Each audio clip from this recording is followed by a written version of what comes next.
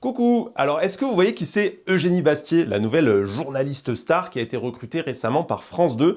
Parce que je viens de tomber sur son CV un peu par hasard, et il y a une ligne qui m'a fait vraiment très bizarre. En fait, Eugénie Bastier, elle aurait été, selon plusieurs médias, je cite, très proche de l'Action française. Pour ceux qui n'ont pas les bails, j'explique vite fait, en fait l'Action française c'est un mouvement qui est fondé sur la haine des juifs. Point final, sur la haine des juifs, c'est un mouvement, sa colonne vertébrale, c'est l'antisémitisme. Alors attention, c'est pas mon opinion, c'est pas moi qui le dis, c'est comme ça que l'Action française se présente elle-même. Regardez comment Henri Vaugeois, le fondateur de l'Action française, il présente son mouvement. Citation: l'Action française aura à cœur de justifier et d'entretenir l'instinct de répulsion du peuple français contre le juif. Pardon, mais c'est plutôt clair, et cet antisémitisme, dans l'histoire, il est passé par des tentatives de meurtre, d'attentats, de coups d'état ou des lynchages contre des personnalités juives. Et je précise, parce que comme le mouvement il est un petit peu vieux, t'as souvent des gens qui sont en mode « Non, mais ça c'était avant, maintenant le mouvement il a changé ».